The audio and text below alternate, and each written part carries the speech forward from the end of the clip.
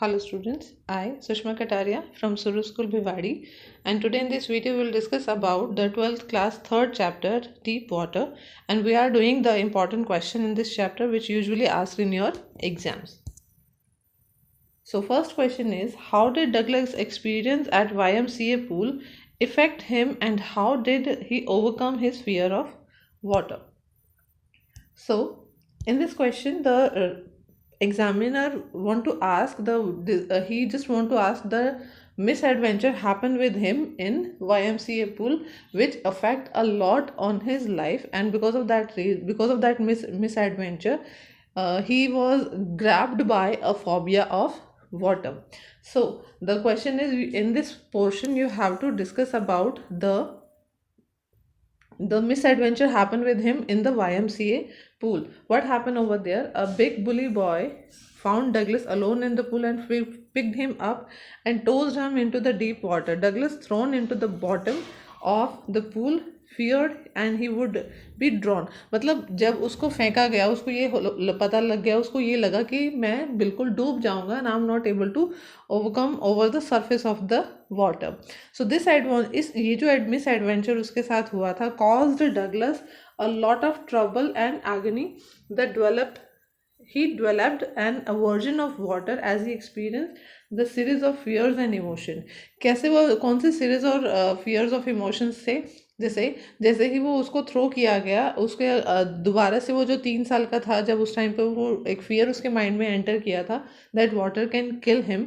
सो वो जो फियर है जब उसने उस वाटर में जब उसको थ्रो किया गया that fear arise again in his mind. So because of that reason वो एवर्जन जो है वो फियर्स के जो सीरीज जो है वो उसका अराइज हो गया. एंड इमोशन वो कौन से इमोशन से? That I will die now and I am not able to see my mother again. So इस तरह से कुछ इमोशंस और फियर की सीरीज जो है उसके सामने अराइज हो गई. एंड उसका इफेक्ट क्या आया कि he deprived him of the joys of boating, swimming and fishing trips. Clear. So actually उसके इफेक्ट क्या आया, डर आया. कौन कौन सा था जो मिस एडवेंचर था? मिस एडवेंचर जो उसके साथ YMCA पूल में हुआ था जब एक बड़े से बच्चे ने उसको थ्रो कर दिया था वाटर पूल में. क्लियर. और उसका इफेक्ट क्या हुआ कि उसने वो डिप्राइव्ड हो गया जो जॉय होता है बोटिंग का, स्विमिंग में, यानी कि जो पर्सन इंजॉय करते हैं उस एक्टिविटीज़ को, वाटर एक्टिविटीज़ को, he was not able to enjoy that activities because he was having a fear of water. Clear. So he was not able to enjoy the fishing, boating and swimming. Clear. So he never went to back to the pool. The fear water stayed with him. Years rolled by. मतलब बहुत सारे साल चले गए उसके बावजूद भी वो फियर जो है उसके माइंड में कंटिन्यू बना रहा था. तो जब भी वो किसी ट्राई करता था कि मैं वाटर बॉडीज़ के पास जाऊँ, वो जो डर है वो हमेशा उसके माइंड में दोबारा से अराइज हो जाता था.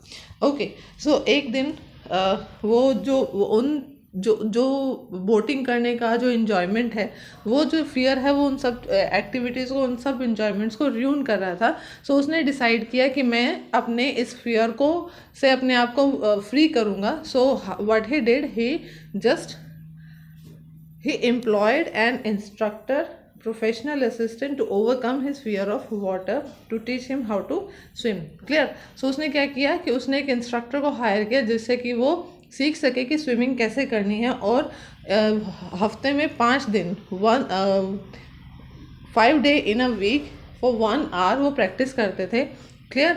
और हर दिन वो जो इंस्ट्रक्टर है वो पीस बाय पीस उनको क्लैरिटी से समझा रहा था कि किस किस तरह से वो एक्टिविटीज़ को यूज़ करके, किन किन टेक्निक्स को यूज़ करके he was able to become a swimmer. And finally जो डगलस है वो एक बहुत अच्छे स्विमर बन जाते हैं. So this is the way how he overcome his fear of water.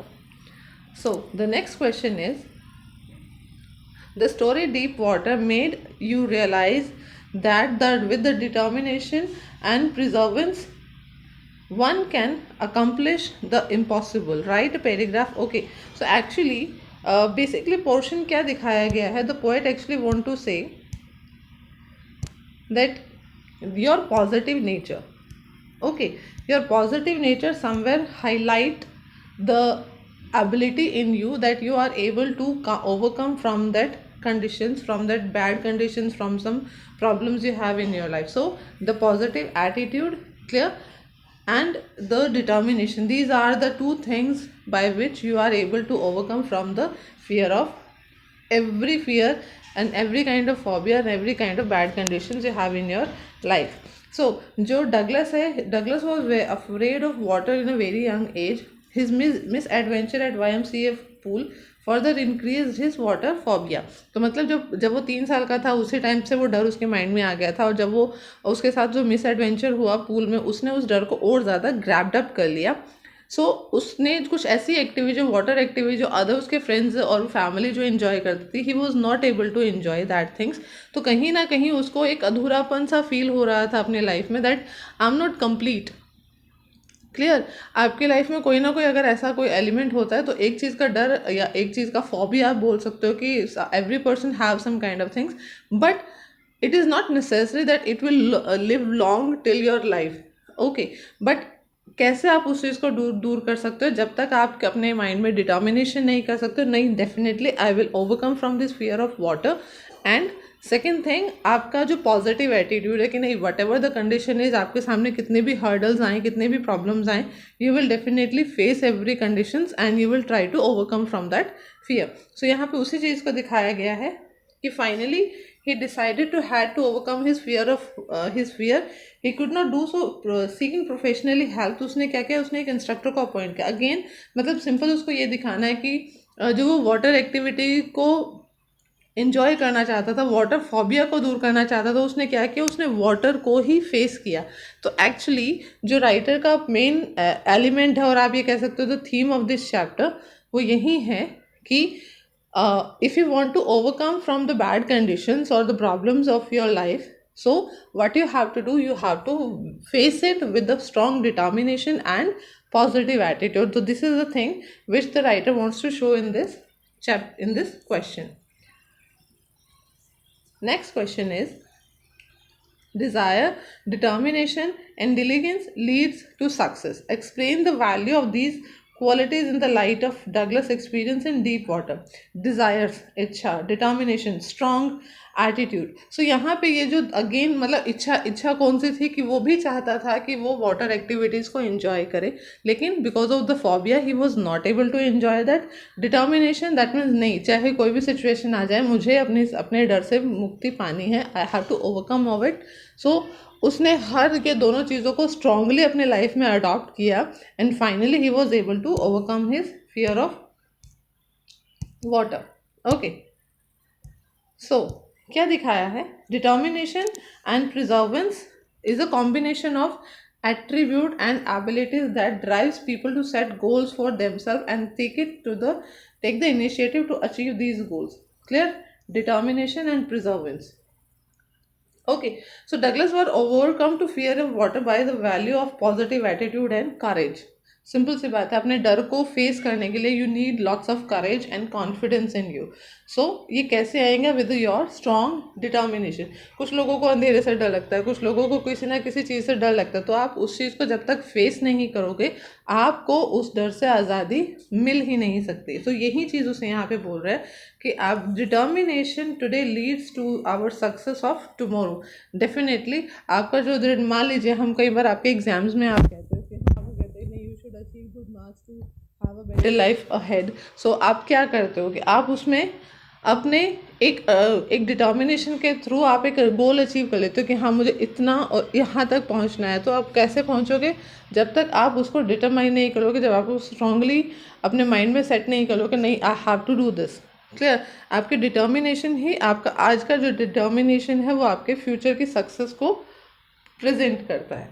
Okay, so it is that innate quality of our soul which comes to the surface when the incident creaks at.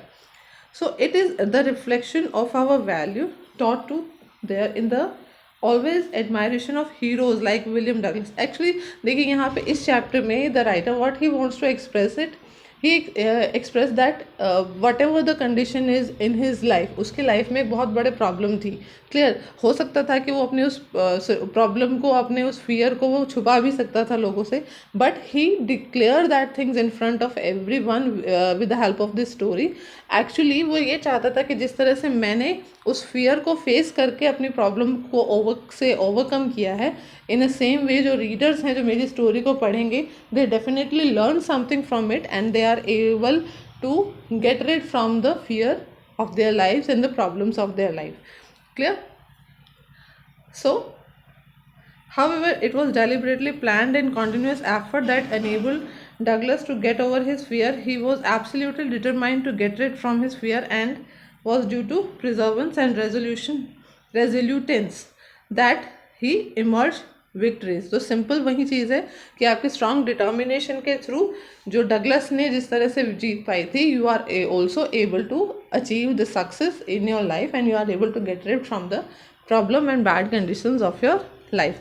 So these are the some important question. You have to do these questions in your fair notebook. Clear? Thank you.